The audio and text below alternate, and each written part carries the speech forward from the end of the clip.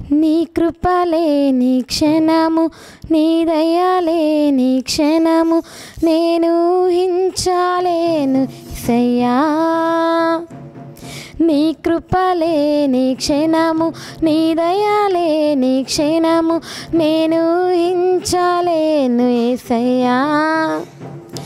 యేసయ్యా నీ కృప నాకు చాలయ్యా, నీ కృప లేనిదేనే బ్రతుకలేనయ్యా.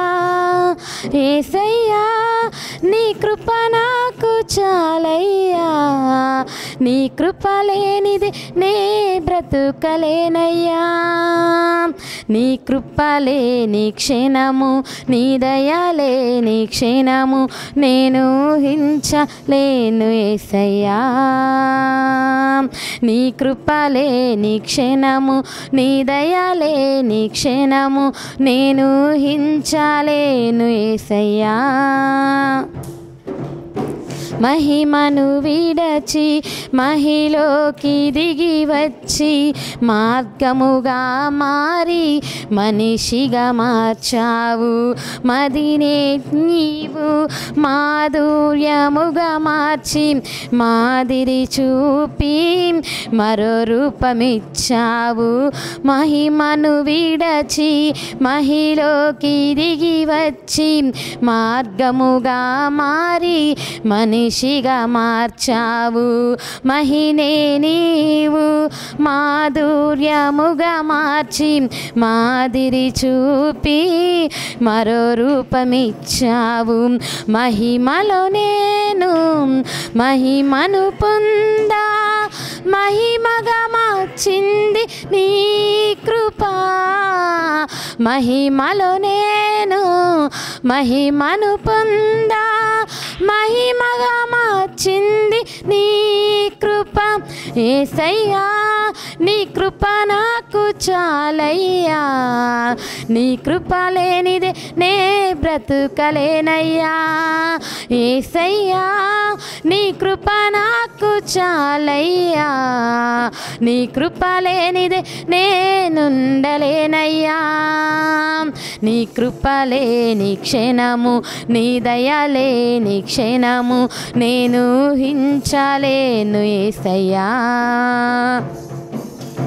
ఆజ్ఞల మార్గమున ఆశ్రయమును ఇచ్చి ఆపత్కాలమున ఆదుకున్నావు. ఆత్మీయులతో ఆనందింపచేసి ఆనంద తైలముతో అభిషేకించావు. ఆశ తీరా ఆరాధన చేసే అదృష్టమిచ్చింది నీ కృప. ఆశ తీరా ఆరాధన చేసే అదృష్టమిచ్చింది నీ కృప. యేసయ్యా నీ కృప నాకు చాలయ్యా, నీ కృప లేనిదే నేనుండలేనయ్యా. యేసయ్యా నీ కృప నాకు చాలయ్యా, నీ కృప లేనిదే నే బ్రతుకలేనయ్యా. నీ కృప లేనిదే నేనుండలేనయ్యా, నీ కృప లేనిదే నే బ్రతుకలేనయ్యా. హల్లెలూయా.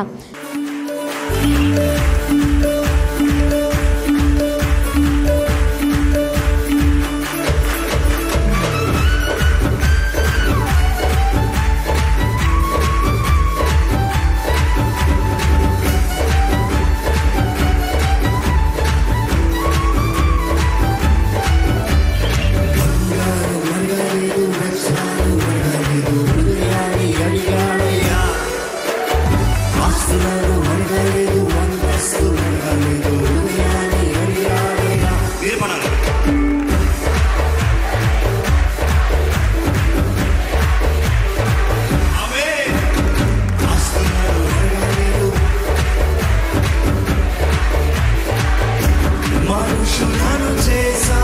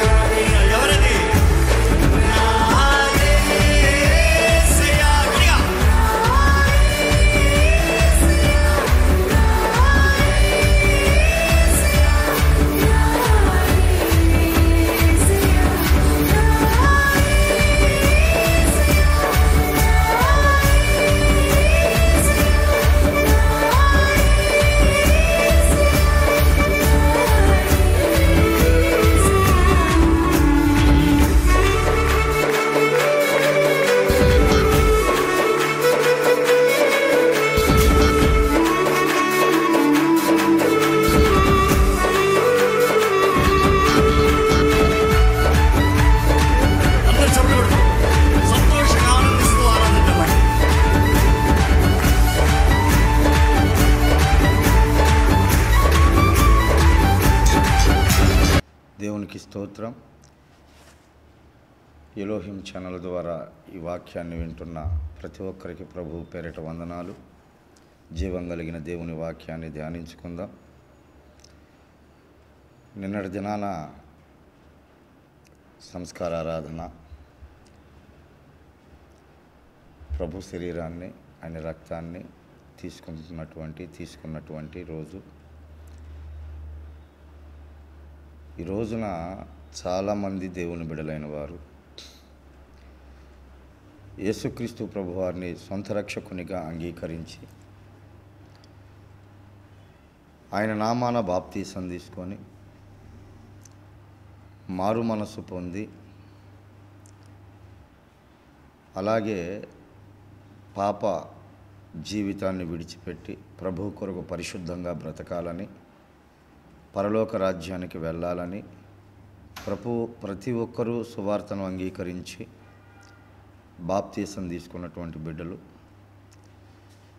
మొదట్లో ఉన్న ఆ ఆశ, ఆ ఆసక్తి, ఆ ప్రార్థన, ఆ విశ్వాసము, ఆ నడిపింపు కోల్పోయి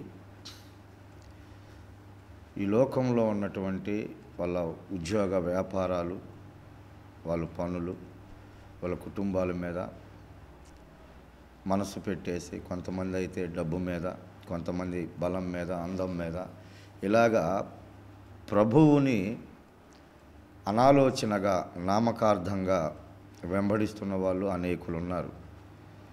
ఈ విషయాన్ని ప్రతి సేవకుడు, ప్రతి విశ్వాసి కూడా గమనించగలరు. అయితే యేసుక్రీస్తు ప్రభువారిని వాళ్ళు అంగీకరించిన తర్వాత ఆయన రక్తమాంసాలలో పాలు పొందుకుంటే మన పాపాలు క్షమించబడతాయి, మరలా మనం విడుదల పొందుతాము, మరలా మనం మన ఇష్టానికి మనం వెళ్ళిపోవచ్చు, బ్రతకొచ్చు అని, ఏదో వస్తున్నామంటే వస్తున్నాము, వెళ్తున్నామంటే వెళ్తున్నాము అన్నట్లుగా ప్రభు బలలో చేతులు వేస్తున్నటువంటి వారు. ఈ మాటను ఎప్పుడైనా గమనించారా? 1 కొరింథీయులకు రాసిన పత్రిక 11వ అధ్యాయము 26వ వచనములో నేను ఒక మాటను మీకు చదివి వినిపిస్తాను. మీరు ఈ రొట్టెను తిని ఈ పాత్రలోనిది త్రాగునప్పుడల్లా ప్రభువు వచ్చు వరకు ఆయన మరణమును ప్రచురించుదురు. ప్రభు వచ్చు వరకు, అలాగే మన మరణ పర్యాంతము ఈ రొట్టెను తిని ఈ పాత్రలోని త్రాగునప్పుడల్లా ఆయన మరణమును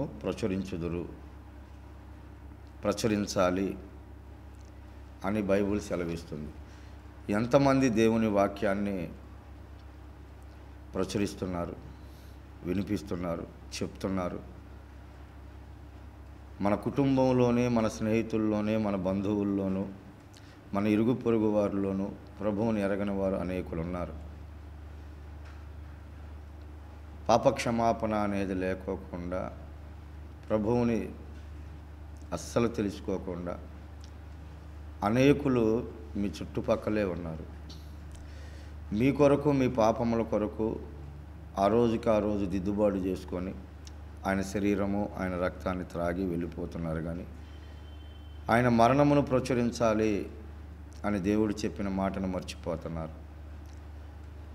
వాళ్ళకై వాళ్ళే దేవుని సన్నిధిలో ఏదైనా సాక్ష్యం చెప్పాలన్నా, వాళ్ళకి జరిగిన మేలు చెప్పుకోవాలన్నా చాలామంది తటపటాయిస్తున్నారు, సిగ్గుగా, అవమానంగా భావిస్తున్నారు.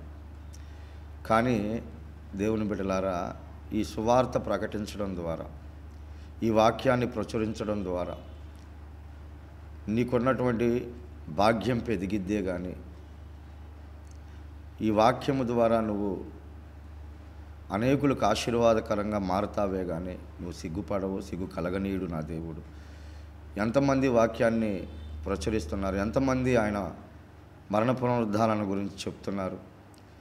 మన కొరకే ఆయన 1 కొరడా దెబ్బలు తిన్నాడని, తలకు ముళ్ళ కిరీటం పెట్టించుకున్నాడని, పక్కలో బల్లెం పొడిపించుకున్నాడని, కాళ్ళకి చేతులకు మేకులు కొట్టించుకున్నాడని, అయిన వాళ్ళు, దగ్గరున్న వాళ్ళు, ఎంతో ప్రేమించిన వాళ్ళే నువ్వెవరో మాకు తెలియదని గుండె కోత, ఎంతో వేదనకరమైనటువంటి బాధ ఆయన అనుభవించినప్పటికీ ఇదంతా మన కోసమే అన్న సత్యాన్ని ఎంతమందికి మీరు చెప్తున్నారు? ఆయన మరణించి తిరిగి లేవటం ద్వారానే మరణపు ముళ్ళను విరిచాడని, సాతాను తలను చితగ్గొట్టాడని, మనందరికీ విజయాన్ని ఇచ్చి మనందరినీ దేవుని రాజ్యానికి వారసులుగా సిద్ధపరిచాడని, కృప ద్వారా మనందరం రక్షించబడ్డామన్న సత్యం ఎంతమంది గ్రహిస్తున్నారు? ఎంతమందికి చెప్తున్నారు? మీరు మౌనంగా మీరు ఆయన శరీరాన్ని, ఆయన రక్తాన్ని తీసుకొని వెళ్ళి మరలా ఏదో నెలకొకసారి, వారానికి ఒకసారి వచ్చేసి అలా తీసుకొని మీరు వెళ్తున్నారే తప్ప ఆయన చెప్పిన మాట మాత్రం చేయట్లేదు. ఈరోజున అనేకులు రోగులుగాను, అనేకులు చేయి చాపేవాళ్ళుగా ఉన్నారు అంటే ఈ వాక్యాన్ని ప్రచురించటం లేదన్న సత్యాన్ని మనం గ్రహించాలి. ఈ వాక్యాన్ని ప్రచురిస్తే ఆరోగ్యం వచ్చిద్దా? ఈ వాక్యాన్ని ప్రచురిస్తే మనము సమృద్ధితో ఉంటామా అంటే ఉంటామనే బైబిల్ చెప్తుంది. చూడండి, ఒక మాట నేను మీకు చూపిస్తా. యెషయా గ్రంథము 52వ అధ్యాయము 7వ వచనాన్ని నేను చదువుతున్నాను, జాగ్రత్తగా వినండి. సువార్త ప్రకటించుచు, సమాధానము చాటించుచు, సువర్తమానం ప్రకటించుచు, రక్షణ సమాచారం ప్రచురించు వాని పాదములు నీ దేవుడు ఏలుచున్నాడని సియోనుతో చెప్పుచున్న వాని పాదములు పర్వతముల మీద ఎంతో సుందరములై ఉన్నవి. ఈ రోజున మనము మన పాదాలను, మన కాళ్ళను చూసుకుంటే కొంతమందికి వాళ్ళ కాళ్ళు వాళ్ళకే నచ్చవు. అలాగే ఏదైనా కీడు జరిగినప్పుడు, ఏదైనా నష్టం కలిగినప్పుడు మనం వచ్చి వెళ్తే వాడి పాదం పెట్టాడు ఇలా అయిపోయింది, ఆమె పాదం పెట్టింది ఇలా అయిపోయిందని మాట్లాడుకుంటున్నటువంటి పరిస్థితులు మనం చాలా చూస్తున్నాం. కానీ సువార్త ప్రకటించే వారి పాదములు, ప్రచురించే వారి పాదములు దేవుని దృష్టికి ఎలా ఉన్నాయంట? సియోను పర్వతం మీద సుందరములై ఉన్నవంట. దేవుని బిడలారా, దేవుని దృష్టికి సువార్త ప్రకటించేవారు ఎంత విలువైన వారిగా ఉన్నారో మీరు ఆలోచన చేయండి. ఎందుకంటే నేను ఈ మాట చెప్తుంది, దేవుని వాక్యాన్ని విరుద్ధంగా అనేకులు బలహీనులుగా ఉంటున్నారు. ఆయన శరీరాన్ని, ఆయన రక్తాన్ని తీసుకున్నవారు అయోగ్యంగా తీసుకుంటే రోగులై ఉన్నారు, అందువలననే కొందరు మరణించారని కూడా బైబిల్ చెప్తుంది. అసలు ఆ ప్రభువు ఆయుష్ని అంత ఇచ్చాడు. మనకి ఎప్పుడు బాధలు రావాలి, ఎప్పుడు బలహీనతలు రావాలి, ఎప్పుడు అనారోగ్యం రావాలంటే నరుని ఆయుష్కాలం 70 సంవత్సరములు, అధిక బలమున్న 80 సంవత్సరాలు అయినను వాటి వైభవం, ఆయాసం దుఃఖకరమే అని ఉంటుంది. అంటే 70-80 సంవత్సరాల మధ్యలో నీకు రావాల్సినటువంటి వ్యాధి బాధలు నీకు 30 సంవత్సరాలు 40 సంవత్సరాల్లోనే వచ్చేస్తున్నాయి. అంటే నువ్వు ఆయన శరీరాన్ని అయోగ్యముగా తీసుకుంటానా అయి ఉండొచ్చు, లేదా తీసుకున్న నీవు ఎవరికి ఆయన గురించి, ఆయన మరణం గురించి చెప్పకుండా అయినా ఉండొచ్చు. కాబట్టే నువ్వు ఈ రోజున పేద స్థితిలో ఉంటున్నావు, కింద స్థితిలో ఉంటున్నావు, తోకగా ఉంటున్నావు, పుచ్చుకునేవారిగా ఉంటున్నారు, అలాగే అనారోగ్యంగా ఉంటున్నారు. దేవుని బిడ్డలారా, ఈ వాక్యం వింటున్న ప్రతి ఒక్క బిడ్డ ఈరోజు ఈ సత్యాన్ని గ్రహించండి.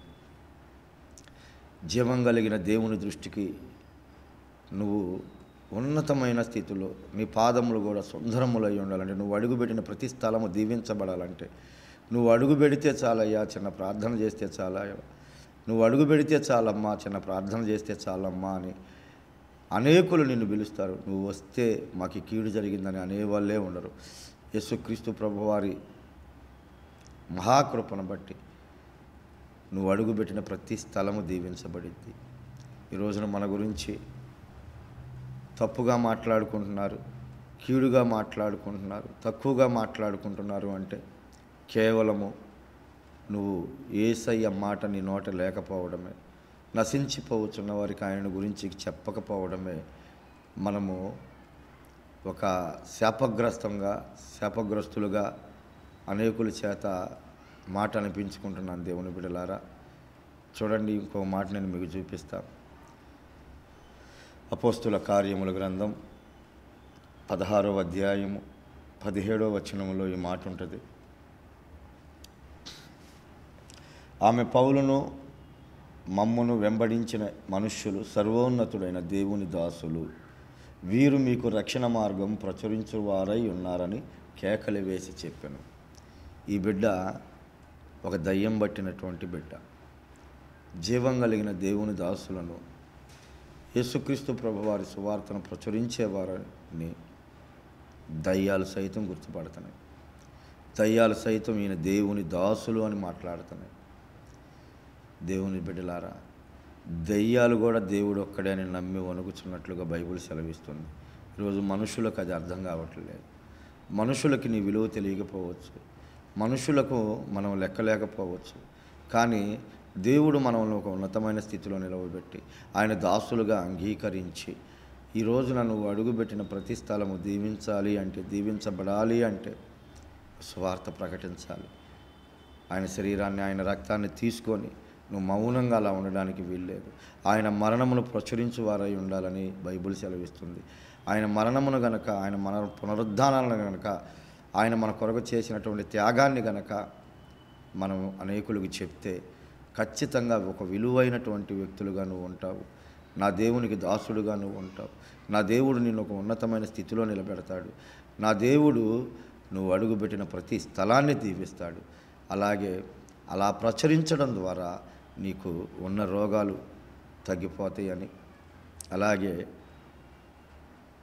ఇచ్చేవాడిగా ఉంచుతాడని, తలగా ఉంచుతాడని, పైవాడిగా ఉంచుతాడని వాక్యం ద్వారా నేను మీకు తెలియపరుస్తున్నాను. దేవుని బిడ్డలారా, చూడండి, ఇంకో మాట మీకు చూపిస్తా.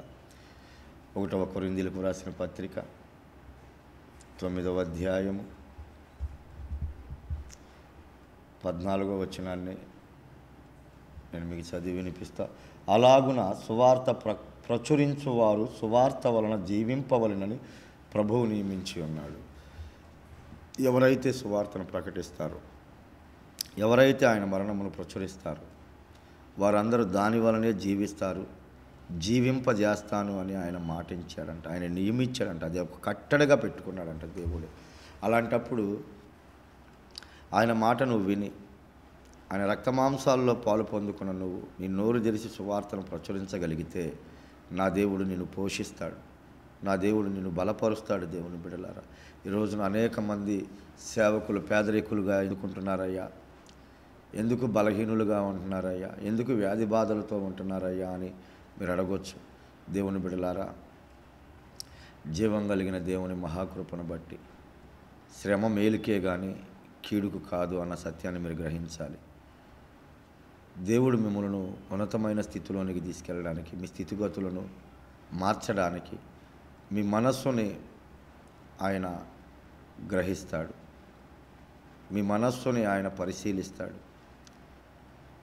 మోషే గారు తన బలంతో, తనకున్న విద్యలతో ఐగుప్తు దేశం నుంచి ఇశ్రాయేలు ప్రజలను విడిపించాలని చూశాడు. అది ఆయన వల్ల కాల. ఆవేశం వల్ల, కత్తి పట్టడం వల్ల, కర్ర పట్టడం వల్ల దేవుని కార్యాలు జరగవు, గొప్ప కార్యాలు జరగవు. ఓర్పు, నెమ్మది, సమాధానం, సాత్వికత్వం, ఇలాంటి వాటి ద్వారా దేవుడు గొప్ప కార్యాలు జరిగించుకుంటాడు. మిద్యాను దేశానికి తీసుకెళ్ళి మోషేకి 40 సంవత్సరాలు గొర్రెల వెంబడ తిప్పి ఆ ఓర్పుని, ఆ సహనాన్ని, ఆ సాత్వికత్వాన్ని ఆయనకు వచ్చిందాక ఎదురు చూశాడు. తరువాతే ఆయనను బలమైన పనిముట్టుగా వాడుకున్నాడు. దాదాపు 6 లక్షల మంది కాల్బలాన్ని, ఇంకా అంతకు మించి ఎక్కువే ఇశ్రాయేలీల ప్రజలను మోషే నాయకుడిగా ఉండి ముందుండి నడిపించాడు. దేవునికి స్తోత్రం. అలాగే చిన్న చిన్న శ్రమలు వచ్చినాయని, ఇరుకులు వచ్చినాయని, ఇబ్బందులు వచ్చినాయని సేవకులను తక్కువ అంచనా వేయొద్దు, సేవకులను తక్కువగా చూడొద్దు. దయచేసి సేవకులకే కాదు ఈ భాగ్యం దేవుడు విశ్వాసులకు కూడా ఇచ్చాడు.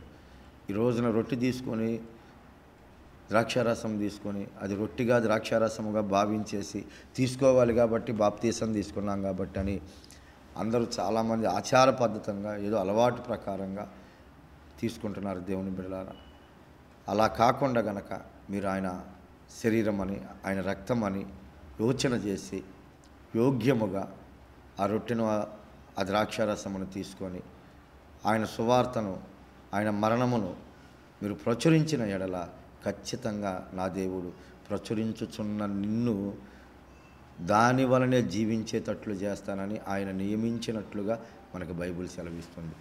అలాగే జీవింపజేస్తాడంట. చూడండి, ఆయన సువార్తను ప్రకటించకపోవడం వల్ల నాకు శ్రమ, అయ్యో నేను సువార్తను ప్రకటించకపోయిన ఎడల నాకు శ్రమ అని పౌలు గారు మాట్లాడాడు. నేను ఆ మాటను నిజంగా నా గుండెల్లో చేర్చుకున్నాను.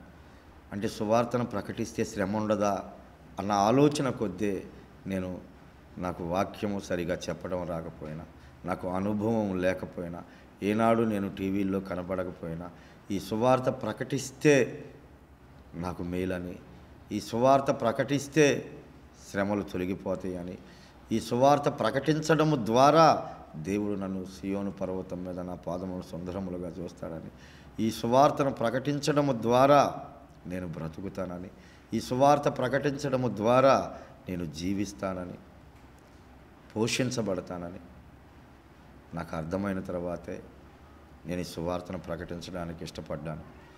నిజంగా నేను అంత ఆర్థికంగా ఉన్నవాడిని కాదు, అంత అనుభవం ఉన్నవాడిని కాదు. కేవలం పౌలు గారు ఒకే ఒక మాట పట్టుకొని అది నా గుండెల్లో చేర్చుకొని నేను ఈ రోజున మీ ముందుకు రావటం జరిగింది. అయ్యో సువార్త ప్రకటించకపోయిన యెడల నాకు శ్రమ, అంటే సువార్త ప్రకటిస్తే శ్రమ ఉండదు అన్న సత్యాన్ని నేను గ్రహించుకున్నాను. ఆ మాటను నేను గుండెల్లోకి చేర్చుకున్నాను. కాబట్టి ఈరోజు ఈ వాక్యం మీకు చెప్తున్నా దేవుని బిడ్డలారా.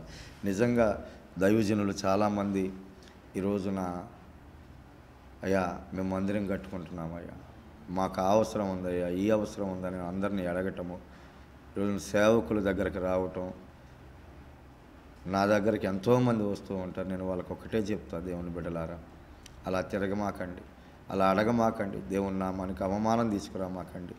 జీవం కలిగిన దేవుడు, శ్రీమంతుడు, మీరు ఆయన బిడ్డలు, మీరు ఉన్న చోటే ప్రార్థన చేయండి, ప్రభు అనేక ద్వారాలు తెరుస్తాడని నేను వాళ్ళకి సాక్ష్యం చెప్పి పంపిస్తూ ఉంటా.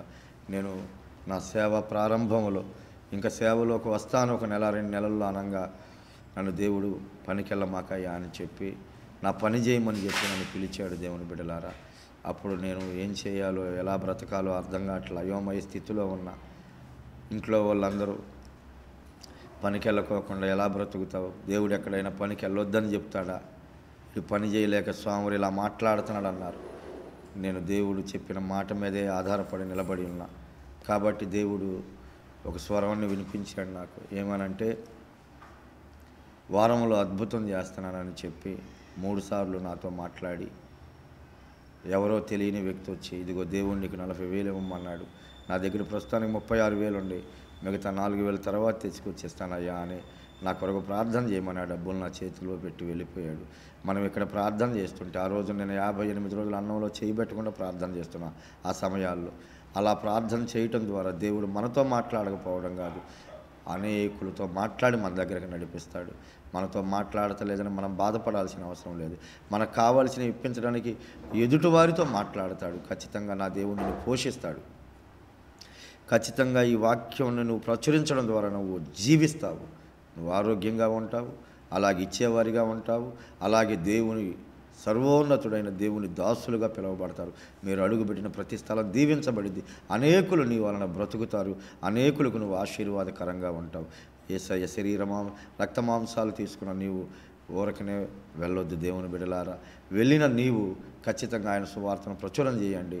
ఖచ్చితంగా ఆయన వాగ్దానం చేసిన దేవుడు నమ్మదగినవాడు గనక నిన్ను నా దేవుడు దీవించునుగాక, ఆశీర్వదించునుగాక, జీవింపజేయునుగాక, పోషించునుగాక. నా దేవుడు నిన్ను తలగా ఉంచునుగాక, పైవాడిగా ఉంచునుగాక, ఇచ్చేవాడిగా ఉంచునుగాక. సకల ఆశీర్వాదాలకు కారణభూతుడైన దేవుడు ఈ వాక్యమును ప్రచురించే వారికి ఆయన కంచె వేయునుగాక, ఆయన దూతల కావలియునుగాక.